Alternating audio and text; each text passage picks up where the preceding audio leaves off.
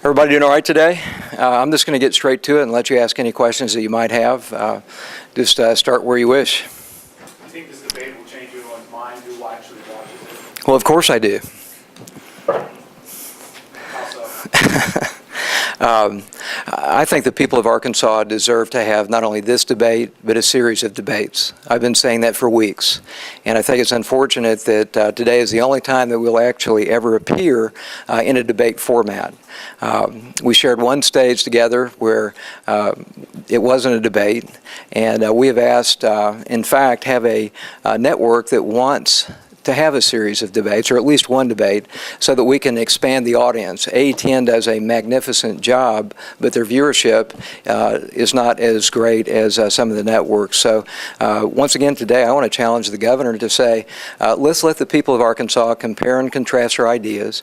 Let's let them look at the challenges that we face going forward, compare our ideas about how to best confront that future and take advantage of the opportunities that we have. And unfortunately, the governor so far has demurred. Let's hope that after today, if he thinks he won the debate, then I'm sure he'll want to have many more debates. So I guess the question really needs to be posed to the governor, and that is why, if you won today's debate, would you not want to have a series of them? So someone has offered a series? Channel 4 has offered to do at least one debate, and they have a Northwest Arkansas affiliate. When we talked to the affiliate up there, they seemed very enthusiastic about doing it, and unfortunately, as I understand it, the governor decided not to do so. There has been at least one other opportunity to debate that was declined, supposedly because of a scheduling problem, and I just think that people of Arkansas, with all of the serious issues that we're facing, whether it's regard to ethics reform, whether it's taxation, whether it's economic development, whether it's the health care law, whatever it might be, all of those things that are affecting Arkansans every day, I think they deserve to have more than just one debate. Now, those who are politically astute will say, well, that's what you do when you're ahead. I think in this case, what it reflects is that, in fact, the governor's numbers are looking the same as ours, and he recognizes that he is vulnerable, and I think that's why he has chosen not to have a series of debates. He's kind of done the thing that you would expect a long-time political figure to do, perhaps, but I don't think that's in the best interest of the people of Arkansas.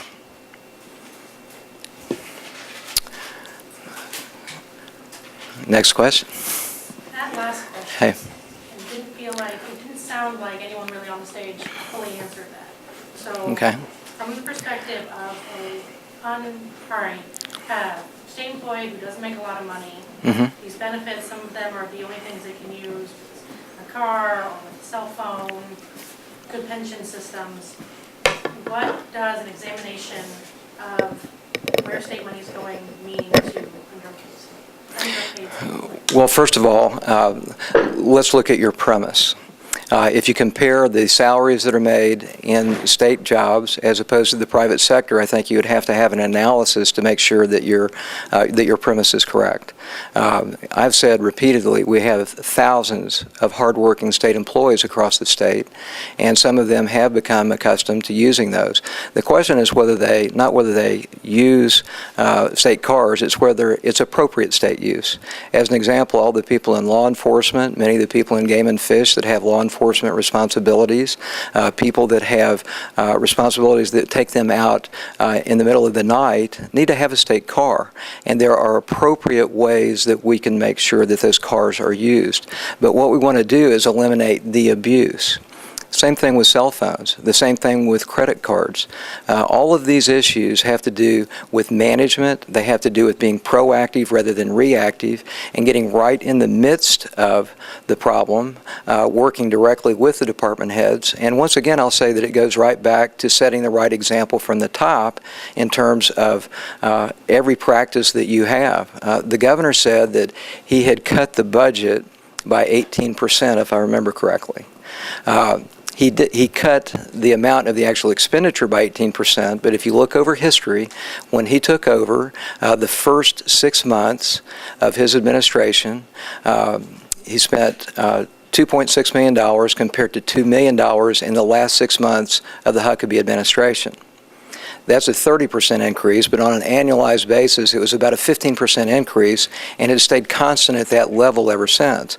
I believe through good management practices and by actually having people in government that are in the office that are willing to perhaps make somewhat of a sacrifice, that we can run that office with a 20% cut in the overall budget at the governor's office.